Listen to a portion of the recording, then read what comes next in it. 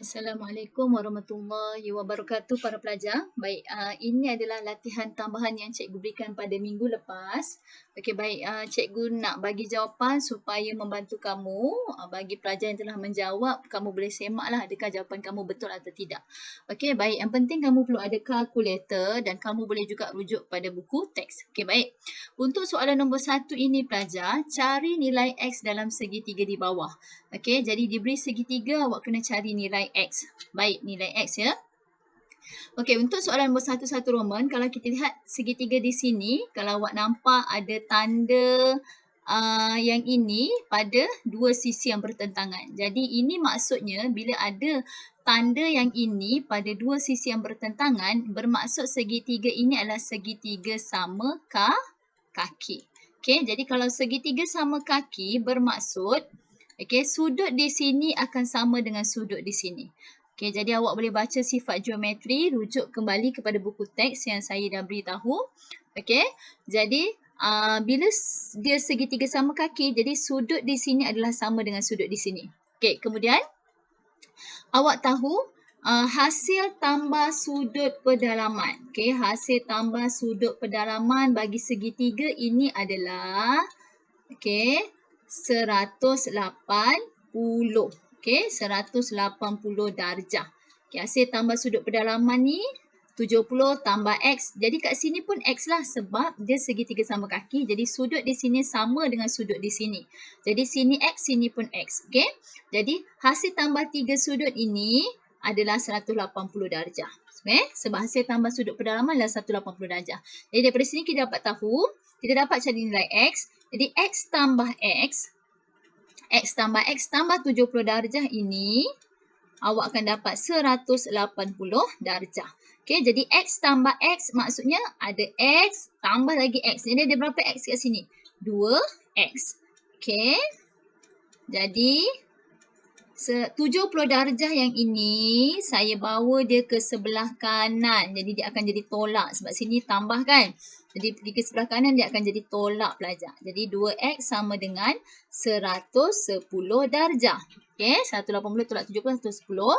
Jadi dekat sini saya nak jadikan X. Jadi saya kena bahagi dengan 2 sebab saya nak matikan nombor 2 ni. Okey. Jadi saya kena bahagi dengan 2. Kiri bahagi 2, kanan pun kena bahagi 2. Okey, jadi awak akan dapat berapa? Awak tekanlah kalkulator awak pelajar supaya tak berlaku kesilapan. Okey, jadi awak akan dapat 55 darjah. Jadi X awak sama dengan 55 darjah. Jangan lupa unit darjah tu Jadi X awak ialah 55 darjah. Jadi ingat bila dia segitiga sama kaki, sudut di sini dan sudut di sini adalah sama. Okey, ini dia punya sifat geometri. Okey, baik. Untuk soalan nombor 2 ni. Okey, tadi kita tahu hasil tambah sudut pedalaman bagi segitiga ialah 180. Jadi dekat sini kita anggap ini sebagai berapa kita nak cari yang ini. Okey. Jadi kita tahu sudut pedalaman, hasil tambah sudut pedalaman ialah 180 darjah. Okey.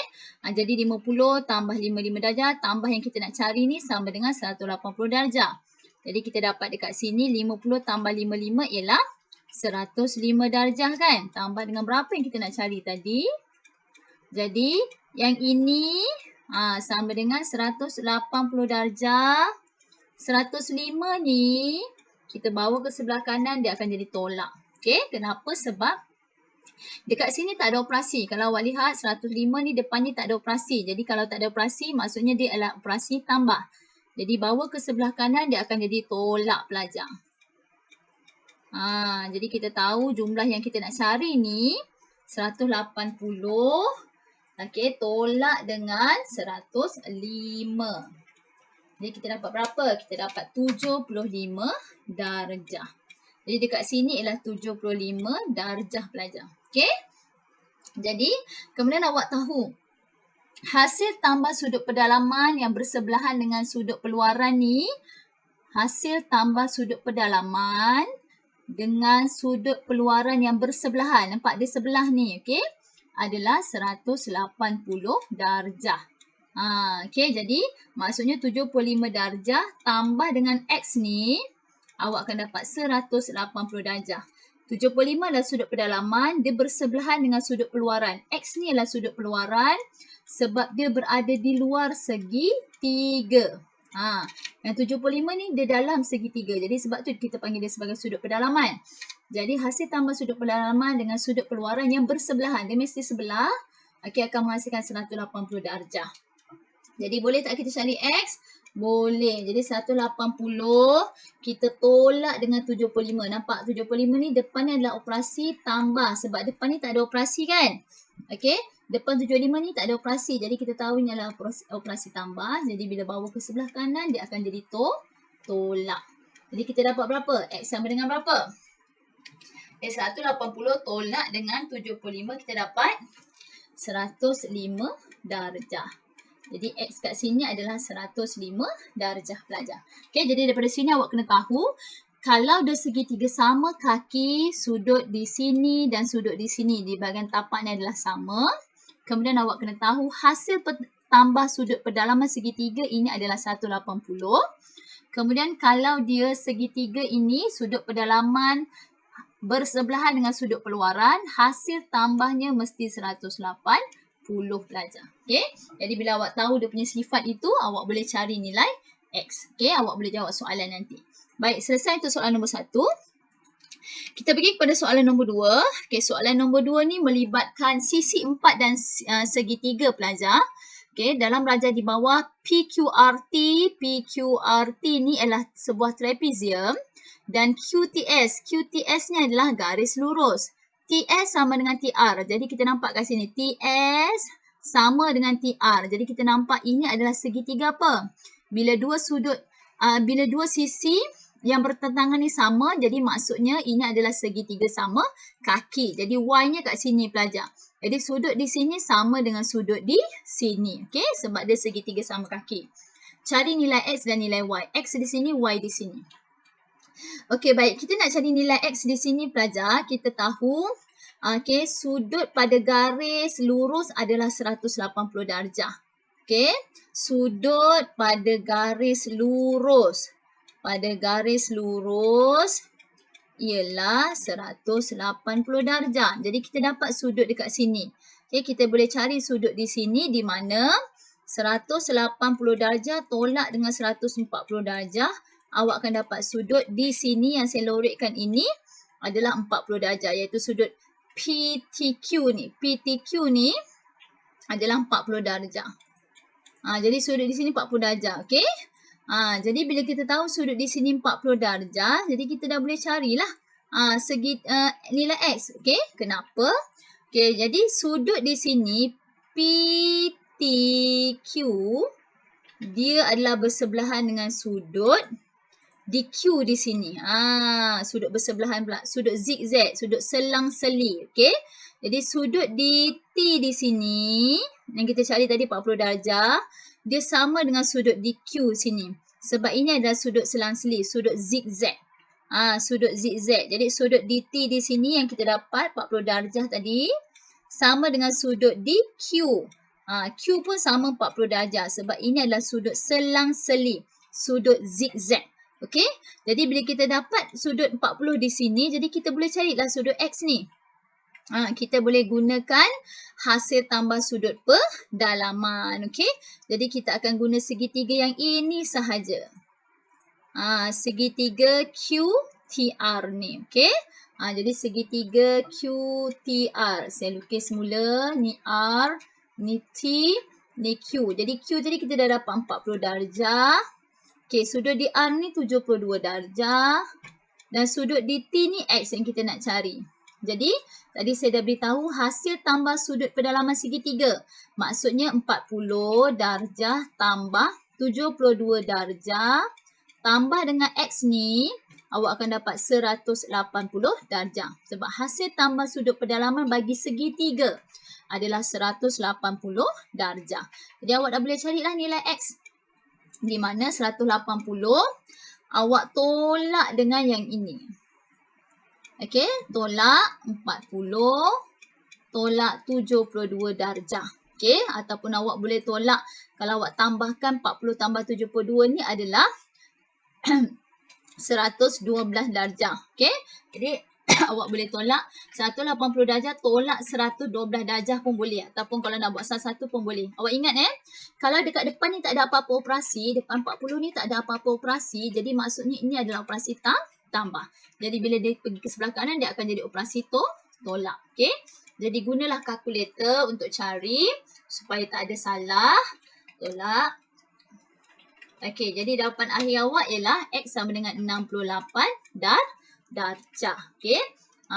Jadi jawapan awak adalah 68 darjah. Jadi X di sini adalah 68 darjah. Jadi kalau awak tambahkan 40 tambah 72 tambah 68, awak akan dapat 180 darjah. Sebab hasil tambah sudut pedalaman, 3 sudut pedalaman segitiga ni adalah 180 darjah. Okey. Kemudian boleh tak kita cari Y ni? Okey, boleh tak kita cari Y?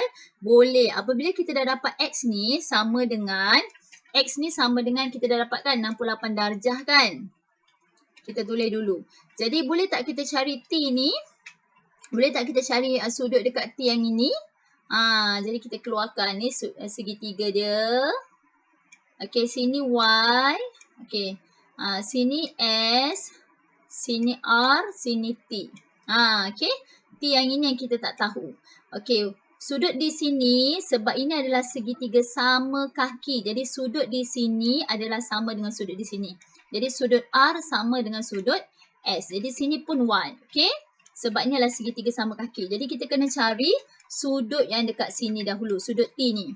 Okey, kalau kita lihat dekat sini sudut T, kita tahu pelajar ini adalah garis lurus. Okey.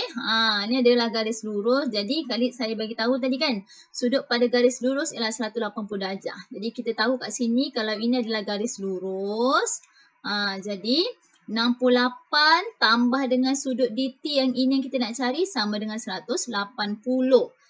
Okey. Sebab ni adalah sudut garis lurus. Jadi kat sini 68 tambah dengan sudut T yang kita nak cari ni. Okey, sudut T yang kita nak cari ni sama dengan 180 darjah. Kenapa? Sebab dia berada pada garis lurus. Sebab dia berada pada garis lurus ni pelajar. Okey, saya padam sikit supaya clear. Okey. Jadi ni garis lurus tadi kan. Jadi yang X ni kita dah dapat tadi. X sama dengan berapa tadi? 68 darjah. Jadi nampak dia garis lurus dengan kat sini T ni. Jadi sudut X yang kita dah dapat tadi dengan sudut ni adalah pada garis lurus. Jadi kita kena tambahkan dua-dua ni, kita akan dapat 180 darjah. Okey, jadi sini sudut Y. Sebab ini dengan ni sama kan? Sudut S dengan sudut R ni sama sebab dia pada segitiga sama kaki. Okey, jadi kita boleh cari nilai sudut T tadi kat sini. 180 tolak dengan 68 ni, saya bawa ke sebelah kanan, dia akan jadi tolak. Okey, jadi kita dapat sudut T, tekan kalkulator. Berapa? 112. Okey, jadi sudut di sini adalah 112. Jadi sudut di sini berapa tadi? 112. Kita dapat 112 dekat sini. Okey. Jadi boleh tak kita carinya apa? Kita cari sudut Y? Sudut Y ni boleh tak kita cari sudut Y? Boleh. Jadi maksudnya kita guna hasil tambah sudut pedalaman lah.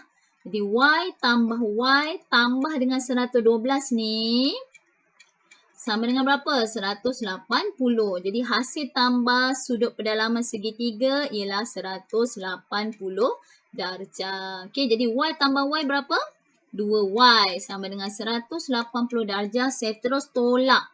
Jadi 112 ni bila bawa ke sebelah kanan dia akan jadi tolak. Okey, jadi guna kalkulator. Tolong guna kalkulator awak. Jadi sama juga ulang-ulang je ni. 2Y sama dengan 68 darjah. Ni baru 2Y. Okey. Soalannya dia nak Y. Jadi 2Y sama dengan 68 darjah. Jadi kalau Y sama dengan berapa? 68 saya kena bahagi dengan berapa? Dengan 2 supaya saya dapat matikan 2 ni. Jadi kanan pun bahagi 2. Jadi Y saya sama dengan berapa? 34 darjah. Okey? Jadi Y awak sama dengan 34 darjah. Okey, tapi sebenarnya kalau ikutkan awak kena tahu yang segitiga ini adalah segitiga sama kaki. Jadi kalau segitiga sama kaki pelajar, sampai terpadam dah. Okey, jadi kalau segitiga sama kaki, nampak dekat sini, nampak ni segitiga sama kaki ni, nampak ada tanda kat sini. Jadi kalau segitiga sama kaki, sudut di sini sama dengan sudut di sini. Jadi sini sudut Y, sini pun sudut Y. Okey? Jadi sebab tu dia dapat 2Y kat sini. Okey? Tapi ni baru 2Y. Jadi macam saya nak matikan 2 ni, saya kena bahagi dengan 2. Supaya saya dapat Y sahaja. Kiri bahagi 2, kanan pun bahagi 2. Jadi awak dapat Y sama dengan 34 darjah. Okey? Jadi saya ingatkan untuk sisi 4, tolong ingat kalau ada trapezium, kalau ada rhombus, kalau ada segi 4 selari, macam mana pelajar? Okey, kalau ada segi 4 selari, kalau ada segi 4 selari pelajar, maksudnya sudut di sini akan sama dengan sudut yang bertentangan. Okey, kalau dia kalau ni adalah segi 4 selari. Contoh dalam soalan dia bagi tahu ini adalah segi 4 selari. Jadi sudut yang bertentangan adalah sama. Okey, jadi sudut di sini sama dengan sudut di sini. Sudut di sini akan sama dengan sudut di sini. Jadi sudut bertentangan adalah sama. Okey, kemudian hasil tambah sudut pedalaman bagi sisi 4. Kalau segitiga tadi 180 kan? Kalau hasil tambah sudut pedalaman bagi sisi 4 adalah berapa? Awak kena tahu adalah 360 darjah. Okey, jadi untuk segitiga hasil tambah sudut pedalaman dia adalah 180 darjah. Kalau sisi 4, 360 darjah. Okey, jadi tolong faham balik, tengok balik untuk sisi 4 dan segi 3 pelajar sebab harga dia sangat mahal. Okey. Okey, baik, kita terus kepada soalan nombor 3. Baik, soalan nombor 3 ni adalah tentang persamaan linear serentak iaitu bab 6. Okey, persamaan linear serentak. Jadi awak kena cari nilai X apa, nilai Y sama dengan berapa. Okey, jadi untuk persamaan linear serentak ni ada 3 kaedah kan? Sama ada graf, penggantian ataupun penghapusan. Okey, kali ini cikgu nak buat kaedah penggantian. Kalau awak lihat, okey, 2X tambah Y sama dengan 3. Ini adalah persamaan pertama. Cikgu salin balik soalan dekat atas. Okey, ini adalah persamaan kedua. Okey, cikgu nak guna kaedah penggantian. Jadi daripada persamaan pertama ini, iaitu 2X tambah Y sama dengan 3. Okey, cikgu nak Y sahaja pelajar. Okey, Y sahaja di sebelah kiri. Jadi 2X ini, cikgu nak bawa dia ke sebelah kanan. Jadi awak tahu kalau depan ni tak ada operasi, ini adalah operasi tambah. Jadi bila bawa ke sebelah kanan, dia akan jadi tolak. Jadi awak akan dapat sebutan Y ni adalah sama dengan 3 tolak 2X. Ini maksudnya kaedah penggantian. Okay? Jadi kita akan gantikan Y ni dalam persamaan yang kedua. Jadi persamaan kedua pula. Jadi kita lihat persamaan yang kedua dekat sini. Saya cikgu salin balik. Ini adalah persamaan yang kedua. Kita tak boleh ambil persamaan pertama untuk kaedah penggantian ni sebab kita dah jadikan Y dalam sebutan X. Jadi ini adalah persamaan pertama. Jadi kita ambil persamaan yang kedua pula. Okay? Kemudian kita masukkan Y tadi sama dengan berapa? Yang ini 3 tolak 2X. Jadi kita akan masukkan dekat sini. Okay? Y yang ini kita akan masukkan dekat sini pelajar. Okay, jadi kita salin balik 3X tolak 2. Buat kurungan masukkan nilai Y tadi iaitu 3 tolak 2X. 3 tolak 2X tutup kurungan sama dengan 8. Okay, jadi Y yang ini cikgu masukkan ganti dengan 3 tolak 2X. Jadi kita akan dapat sebutan X sahaja kat sini. Okay, kita salin balik. Okay, tengok kat sini. Negatif 2 darab 3. Ini maksudnya kalau kurungan maksudnya darab pelajar. Okay, kurungan maksudnya darab. Jadi negatif 2 darab 3 awak akan dapat negatif 6. Kemudian negatif 2 darab lagi dengan negatif 2X. Nampak? Negatif 2 darab dengan negatif 2. X ni awak abaikan dulu. Awak ambil nombor. Negatif 2 darab dengan negatif 2 awak akan dapat positif 4X. Okay, X ni saya turunkan balik. Okay, jadi negatif 2 awak tekan kalkulator. Negatif 2 darab negatif 2 awak akan dapat positif 4X. Okay, jadi nampak dah tak ada dah kurungan sama dengan 8. Okay, jadi kita selesaikan. 3X tambah 4X. 3X tambah 4X awak akan dapat Kalau susah sangat, 3 tambah 4. Jadi awak akan dapat 7x. Okay, kita tengok pun boleh ubah sama kan? Jadi 3 tambah 4, jadi kita dapat 7x. Okay, tolak 6 ni pelajar. Okay, tolak 6 ni saya bawa ke sebelah kanan. Jadi saya samakan nombor dengan nombor. Okay, nampak? Tolak 6 ni iaitu negatif 6. Saya bawa ke sebelah kanan, dia akan jadi tambah 6. Okay, 8 tambah 6. Sebab bila negatif, bawa ke sebelah kanan dia akan jadi positif. Jadi saya dapat 7x kat sini. 8 tambah 6 sama dengan berapa? 8 tambah 6 sama dengan 14. Okay, jadi saya nak matikan nombor 7 ni, saya kena bahagi dengan 7. Supaya saya dapat nilai x sahaja dekat sini. Okay, jadi saya nak buang 7 ni, saya kena bahagilah dengan 7. Jadi saya boleh matikan nombor 7 ni. Jadi kanan pun kena bahagi dengan 7. Jadi x awak akan dapat 2. Nampak? 14 bagi 7 dapat 2. Okay, selesai untuk x. Jadi kita boleh cari tak nilai y? Boleh. Kita boleh cari nilai y. Kita guna yang ini pelajar. Kita guna yang ini. Y sama dengan 3 tolak 2x. Okay. Jadi y sama dengan 3 tolak 2x. X tadi kita dah dapat berapa? Sama dengan 2. Jadi awak masukkan x ini sama dengan 2. Jadi 3 tolak 2 mesti kurungan 2. Nampak? X ni awak dah masukkan dengan 2 sebab dah dapat tadi kan? Jadi 3 negatif 2 darab 2. Awak akan dapat negatif 4. Okay, negatif 2 darab 2 awak akan dapat negatif 4. Jadi y awak sama dengan negatif 1. Jadi inilah jawapan dia pelajar. Okay, jadi yang ini saya katakan sebagai kaedah penggantian. Kalau kaedah penggantian, kalau awak nampak, okay, pekali bagi 1 pun boleh ubah tu adalah 1. Jadi awak sesuai guna kaedah penggantian. Kalau pekali bagi sesuatu pun boleh ubah, sama ada x ke y, dia punya pekali dia 1. Tapi kita tak nampakkan 1 kat sini kan.